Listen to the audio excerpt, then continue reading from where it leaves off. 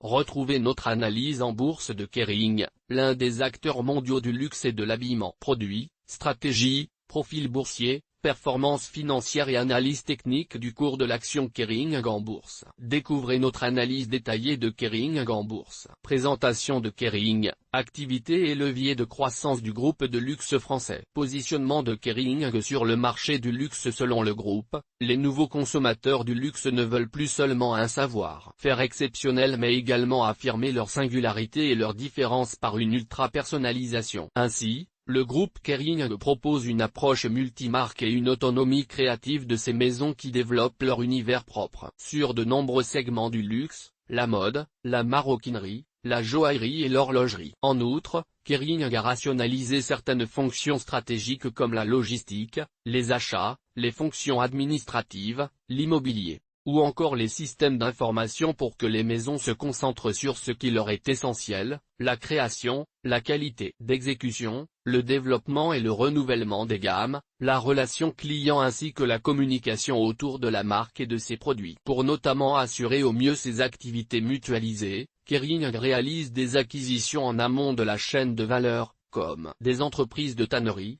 pour sécuriser son approvisionnement. Les marques étant très proches des clients et disposant de beaucoup d'agilité pour adapter leurs opérations, elles affichent des résultats solides chaque année, et notamment la marque phare du groupe, Gucci, qui compte pour plus de la moitié du chiffre d'affaires de Kering. Comme la majorité des groupes du luxe, la croissance la plus forte est en Asie-Pacifique plus 33% en 2021, Kering a réalisé d'excellentes performances en 2021 en réalisant un fort rebond des ventes, bien au-delà de leur niveau de 2019, effaçant donc les impacts de la pandémie, et ce, malgré l'inflation. Il est ainsi probable que Kering cherche à continuer son extension grâce aux fusions-acquisitions auxquelles le groupe a recours fréquemment pour alimenter sa croissance. Quelles sont les marques et activités du groupe Kering? Un grand groupe dirigé par François Pinault, marqué par les pivots stratégiques depuis sa création en 1963 par François Pinault, actuel PDG du groupe,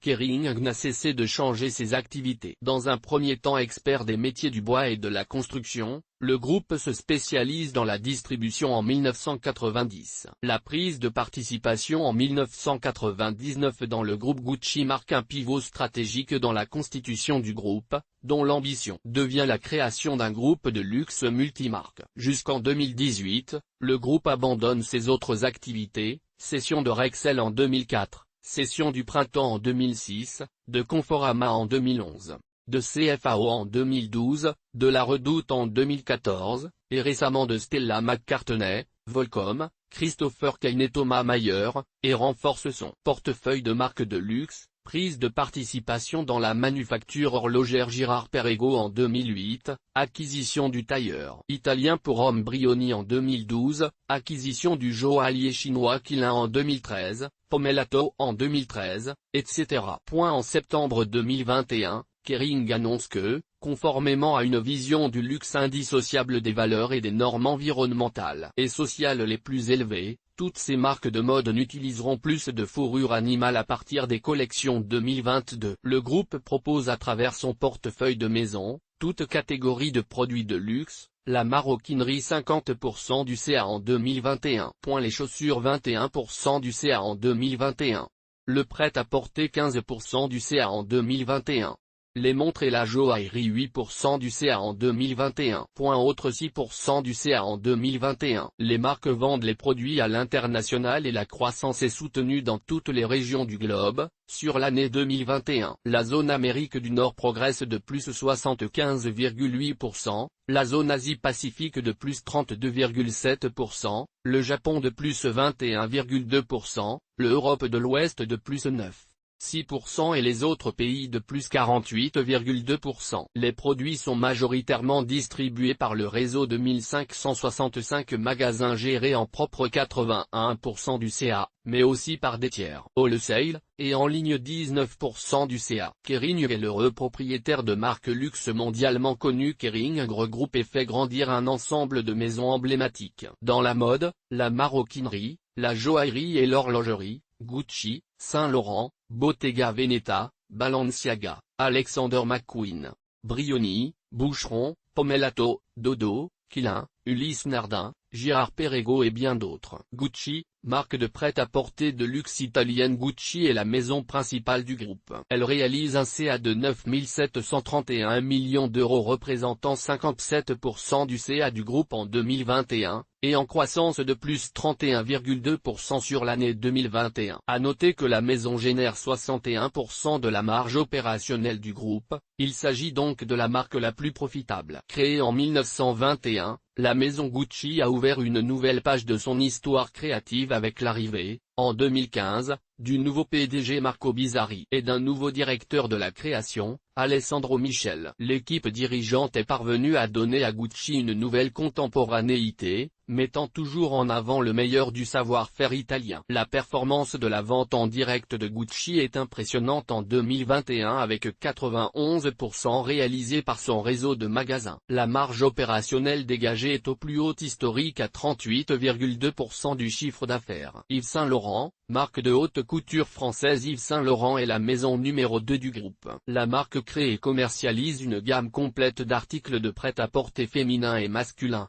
de sacs, de chaussures, de petites maroquineries, de bijoux, d'écharpes, de cravates et de lunettes. Les produits de la maison Yves Saint Laurent sont fabriqués en Italie et en France, où l'atelier historique réalise le prêt-à-porter. Yves Saint Laurent est présent sur le segment des parfums et des cosmétiques dans le cadre d'un accord de licence mondiale avec L'Oréal. En 2021, le groupe réalise un CA de 2 521 millions d'euros, 15% du CA du groupe, en croissance de plus 45%. La maison Yves Saint Laurent a le meilleur potentiel de croissance avec une excellente année 2021, notamment en Amérique du Nord et au dernier trimestre 2021, croissance à 3 chiffres. Bottega Veneta, maroquinerie haut de gamme. Bottega Veneta est la maison numéro 3. Fondée en 1966 dans la région italienne de Vénétie, elle se spécialise dès son origine dans la maroquinerie et doit sa renommée à la technique de l'intrecciato. Cette méthode de tressage, inventée par les artisans de la marque, permet d'offrir des produits à la fois sobres et raffinés. En 2021, le chiffre d'affaires de Bottega Veneta affiche une croissance de 25%, et s'élève à 1503 millions d'euros. Kering compte aussi parmi ses maisons, Alexander McQueen, Balenciaga, Boucheron, Brioni, Girard-Perregaux, Jean Richard, Pomellato, Quilin et Ulysse Nardin. Ces marques réunies réalisent un chiffre d'affaires de 3 264 millions d'euros en 2021 et représentent 19% du CA de Kering. L'ensemble est en croissance de plus 43%. La croissance est particulièrement portée par Balenciaga et la joaillerie. Analyse fondamentale des derniers résultats de Kering. Chiffre d'affaires en croissance de 34,7%. Le chiffre d'affaires du groupe sur l'année 2021 s'établit à 17 645,2 millions d'euros, affichant une croissance remarquable, à plus 34,7% en données publiées et 35,2% à périmètre et taux de change comparable. Marge brute en hausse de plus 37% sur l'année 2021, la marge brute de Kering s'élève à 13 068 millions d'euros, en hausse de plus 37% par rapport à 2020. L'EBITDA s'est élevé à 6 470,4 millions d'euros sur l'année 2021, en hausse de plus 41,5% par rapport à l'année 2020. Le résultat net s'élève à 3 361,3 millions d'euros, en progression de plus 70,4%. Cash flow libre à 3 948 millions d'euros. Le cash flow libre opérationnel du groupe s'établit sur l'année 2021 à 3 948 millions d'euros. Analyse technique de l'action Kering. Source: Café de la Bourse,